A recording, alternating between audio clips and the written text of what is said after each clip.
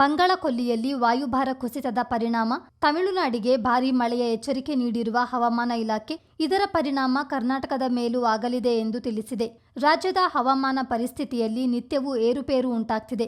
ಕೆಲವು ದಿನಗಳಿಂದ ಚಳಿಯ ಪ್ರಮಾಣ ಕಡಿಮೆಯಾಗ್ತಿರುವಂತೆಯೇ ಮತ್ತೆ ಚಳಿಯ ತೀವ್ರತೆ ಹೆಚ್ಚಾಗುವ ಸಾಧ್ಯತೆ ಇದೆ ಎಂದು ಇಲಾಖೆ ಮಾಹಿತಿ ನೀಡಿದೆ. ಬೆಂಗಳೂರಿನ ವಿವಿಧ ಪ್ರದೇಶಗಳಲ್ಲಿ ಚದುರಿದಂತೆ ಮಳೆಯಾಗಿದ್ದು, ಜೊತೆಗೆ ರಾಜ್ಯದ ಹಲವು ಜಿಲ್ಲೆಗಳಲ್ಲಿ ಮಳೆಯಾಗುವ ಸಾಧ್ಯತೆ ಇದೆ.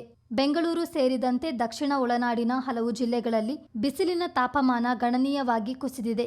ದಿನವಿಡೀ ಮೋಡ ಕವಿದ ವಾತಾವರಣ ಚಳಿಯ ಪ್ರಮಾಣ ಹೆಚ್ಚಳವಾಗುವಂತೆ ಮಾಡಿದೆ. ಜನವರಿ 26ರಿಂದ ಜನವರಿ 28ರವರೆಗೆ ರಾಜ್ಯದ ಕೆಲವು ಜಿಲ್ಲೆಗಳಲ್ಲಿ ಮಳೆಯಾಗುವ ಸಾಧ್ಯತೆ ಇದೆ. ಈ ಬದಲಾದ ಹವಾಮಾನ ಪರಿಸ್ಥಿತಿ ಮಲೆನಾಡು ಮತ್ತು ಬಯಲು ಸೀಮೆಯ ಜನರಲ್ಲಿ ಆತಂಕ ಮೂಡಿಸಿದೆ. ಬಂಗಾಳಕೊಲ್ಲಿಯಲ್ಲಿ ಸೃಷ್ಟಿಯಾಗಿದ್ದ ವಾಯುಭಾರ ಕುಸಿತ ಪಥ ಬದಲಿಸಿದೆ. ಈ ಮಾರುತಗಳಿಂದ ರಾಜ್ಯದ ಒಳನಾಡಿನತ್ತ ತೇವಾಂಶ ಭರಿತ ಗಾಳಿ ಬೀಸುತ್ತಿದೆ. ಗಾಳಿಯ ಒತ್ತಡ ಕಡಿಮೆಯಾಗಿ ಮೋಡಗಳು ದಟ್ಟವಾಗಿ ಕವಿಯುತ್ತಿವೆ.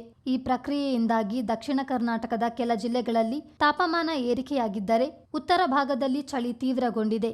ಕೊಡಗು ಸೇರಿದಂತೆ ದಕ್ಷಿಣ ಒಳನಾಡಿನ ಮೈಸೂರು, ಚಾಮರಾಜನಗರ, ಹಾಸನ ಜಿಲ್ಲೆಗಳಲ್ಲಿ ಮೋಡ ಕವಿದ ವಾತಾವರಣವಿದ್ದು, ಸಂಜೆ ವೇಳೆ ತುಂತುರು ಮಳೆಯಾಗುವ ಸಾಧ್ಯತೆ ಇದೆ ಎಂದು ಹವಾಮಾನ ಇಲಾಖೆ ಮಾಹಿತಿ ನೀಡಿದೆ. ಇನ್ನೊಂದೆಡೆ ಮುಂದಿನ ಬೇಸಿಗೆಯಲ್ಲಿ ವಿಪರೀತ ಸೆಕೆ ಬಾಧಿಸಲಿದ್ದು, ಕೆಲವು ಪ್ರದೇಶಗಳಲ್ಲಿ ತಾಪಮಾನವು ಸಾಮಾನ್ಯಕ್ಕಿಂತ ಸುಮಾರು 3 ಡಿಗ್ರಿ ಸೆಲ್ಸಿಯಸ್ ಹೆಚ್ಚಾಗಬಹುದು. ಫೆಬ್ರವರಿ 15ರಿಂದ ತಾಪಮಾನ ಹೆಚ್ಚಾಗುವ ನಿರೀಕ್ಷೆ ಇರೋದ್ರಿಂದ ಬೇಸಿಗೆಯ ಆರಂಭವೂ ಆಗಬಹುದು ಎಂದು ಹವಾಮಾನ ತಜ್ಞರು ಹೇಳಿದ್ದಾರೆ. ಚಿತ್ತಾರ ನ್ಯೂಸ್, ಮಡಿಕೇರಿ.